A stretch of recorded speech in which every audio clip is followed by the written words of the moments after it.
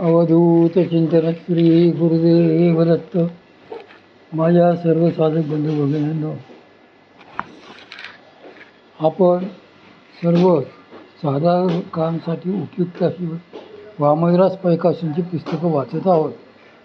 सध्या आपण परमपूज्य श्री दादा कवडे महाराज यांनी लिहिलेले जो संती बसवेला ठावो हे पुस्तक वाचण्यास घेत आहे.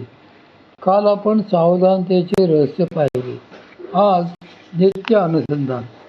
त्या भक्तस्वरूप झालेल्या संतांचा दुसरा गुण असा सांगितला आहे की त्यांच्या ठिकाणी त्या भगवती शक्तीचे, तिच्या कृपेचे नित्य आणि पूर्ण अनुसंधान असते.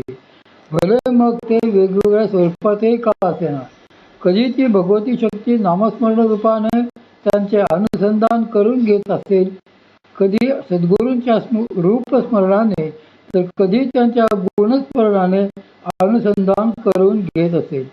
पण त्यांच्या ठिकाणी अनुसंधान नित्य असावे, ते कधीही भंगत नाही.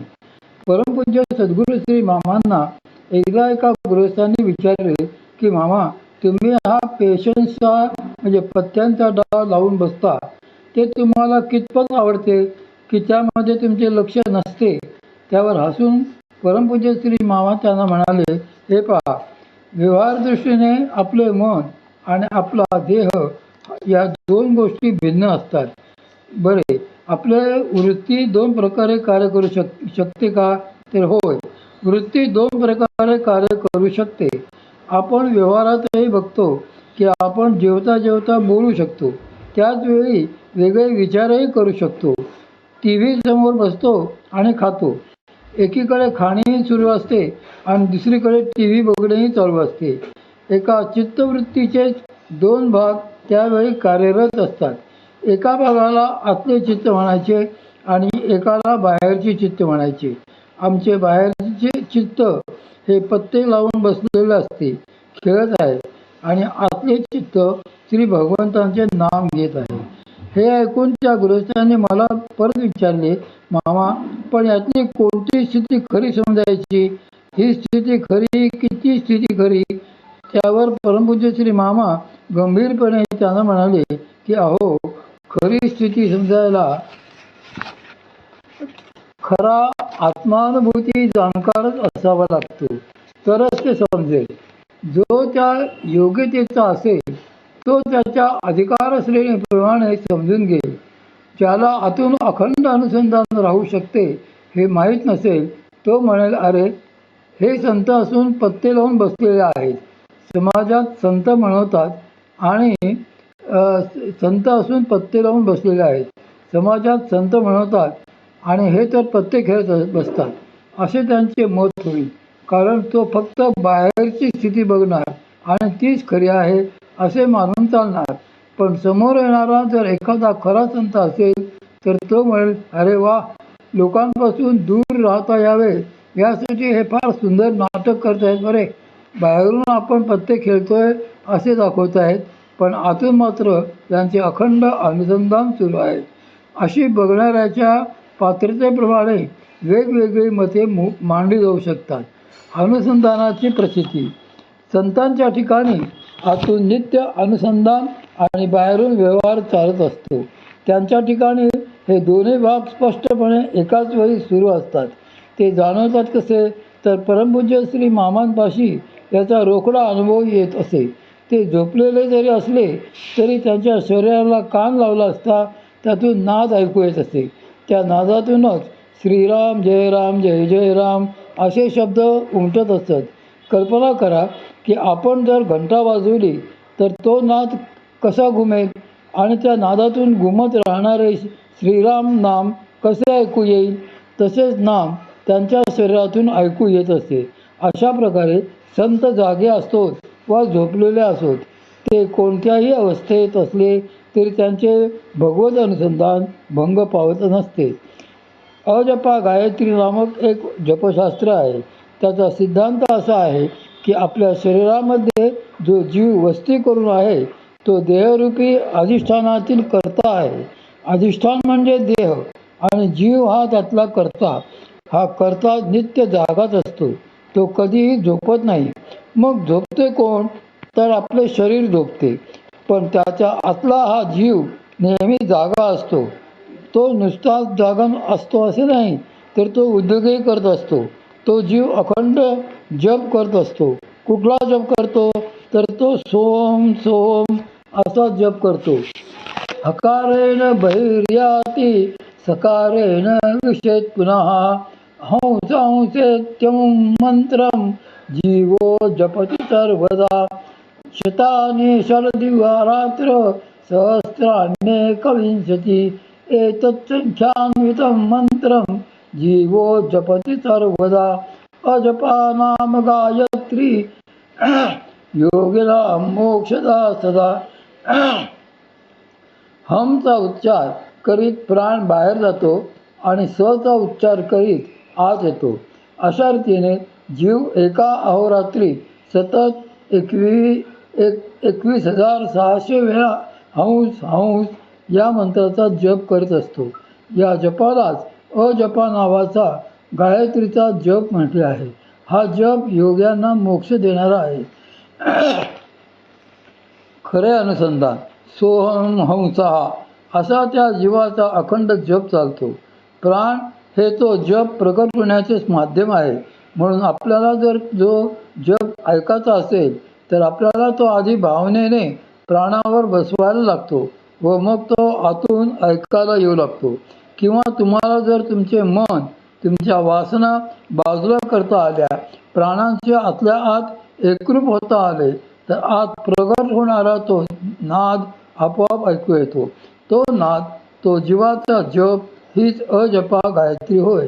आता अनुसंधान म्हणजे काय? तर त्या नादाशी तद्रूप तल्लीन होणे.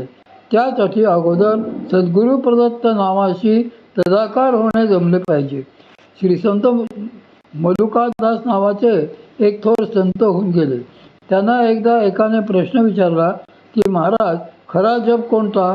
त्यावर त्यांनी एक फार सुंदर सिद्धांत दोह्याद्वारे सांगितला. ते म्हणाले की माला जपू न कर जपू, जिव्ह्या कहू न राम, सुमिरन मेरा हरी करे, मै पाया विश्राम. खरे अनुसंधान कोणते? माळेवर मोजून जो जप होतो तो काही खरा जप नव्हे. त्याची गत काय होते ते आपल्याला माहीत आहे. माला जपू न कर जपू, बोटावर बोटांच्या पेरांवर मोजून जे नाम घेतले जाते तेही खरे नव्हे. आणि यांत्रिक पद्धतीने माळेचे मणी ओढणे हेही खरे नव्हे. कारण नाम घेता घेता मध्येच डुलकी लागली की आपण कोणत्या बोटावर किंवा मण्यावर होतो तेच आठवत नाही. बोट माळ बाजूलाच राहते. माळ तर कधी कधी हातातून पळूनही जाते. जिभेनेही आम्ही अखंड रामनाम घेऊ शकत नाही. मग करावे तरी काय? यासाठी श्री मलुकदास महाराज म्हणतात की आम्ही तर नामस्मरणाचे कंत्राट श्रीहरीला म्हणजे श्री भगवंतांनाच दिलेले आहे. हे त्यांचे नाम आहे ना, मग त्यांनीच त्याचा जप करावा. अशा प्रकारच्या नामस्मरणानेच आम्हाला विश्रांतीचा लाभ झाला. विलक्षण अवस्था. श्री संत कबीर महाराज तर त्यांच्याही पुढे जाऊन असे म्हणतात की माला जपू न कर जपू, जिव्या कहू न राम, पाछे पाछे हरी फिरे, लेवत मेरा नाम. मी माळेवर बोटावर मोजून अथवा वाचेने उच्चारून रामनामाचा जप करीत नाही. मी काहीच करत नाही. श्री भगवंतच सगळे करत असतात. आता तर सद्गुरूंनी मला दिलेले नाम घेत किंवा माझेच नाम घेत भगवंत माझ्या मागे फिरत असतात. ही नामसाधनेतील आणखी एक उच्च विलक्षण अशी अवस्था आहे. त्या अवस्थेत सगळे नादमयच होते. त्यामुळे श्री भगवंतांचे नाम घ्यावे की इतर कुठले नाम घ्यावे असा भागच तेथे उरत नाही. मूलतः नाम हे निर्गुण असते. त्याला आकार नसतो, रूप नसते. तो केवळ अनिर्वाच्य नाद असतो. त्या नादावर तुम्ही जो काही आरोप कराल तसा तो भासतो. जसे आगगाडीतून जाताना तिच्या गतीच्या आवाजावर कशासाठी पोटासाठी, कशासाठी पोटासाठी किंवा असे काही तालात म्हणा ते बरोबर बसते. तसे आतमध्ये जीवाचा जो नाद असतो त्या नादावर कोणतेही नाम बसते.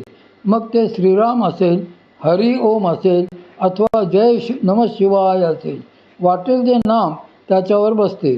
कबीर असे म्हटले तरी तेही नाम त्या नादावर बसेलच. याप्रमाणे ज्या नामाचा आरोप करून जे नाम त्यावर बसवून त्या नादाचे अनुसंधान कराल ते नामच आतून ऐकू येऊ लागेल.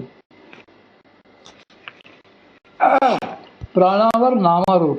परंतु मग प्रश्न असा पडतो की अशा वेळी नाम तरी कोणते घ्यावे. तर त्याचे सरळ साधे उत्तर असे आहे की तुम्हाला ज्या देवतेचा सगुण साक्षात्कार व्हायला हवा असेल तिचे नाम घ्यावे व ते प्राणावर बसवावे. अशी नामसाधना नियमाने करीत जावी. मग प्राणांना हळूहळू त्या नामाची सवय होते. त्या नामाची तशी सवय झाल्याने त्या पद्धतीने प्राण वाहतात आणि त्यांच्या विशिष्ट मातृकास्पर्शामुळे आतून होणारे नाम आपोआपच तसे ऐकायला येते. तसे पाटाचे पाणी सरळ वाहत असते, पण आपल्याला आवश्यक वाटेल त्याप्रमाणे एका झाडाला आधी दुसऱ्या झाडाला नंतर असे पाणी देण्यासाठी आपणच त्या पाण्याला विशिष्ट मार्ग काढून देत असतो.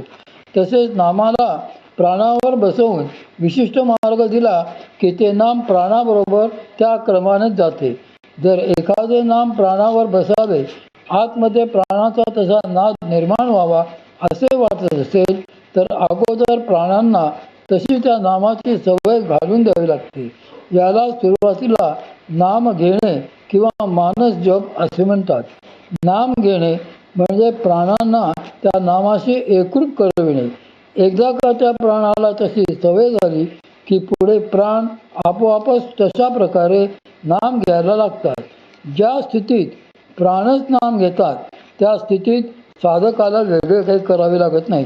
त्यामुळे श्री संत मरुकदास महाराजांनी ही त्यातली पहिली अवस्था सांगितली की नाम घेता घेता ते आतून प्रगट झाले, आतून ऐकायला येऊ लागले आणि श्री कबीर महाराजांनी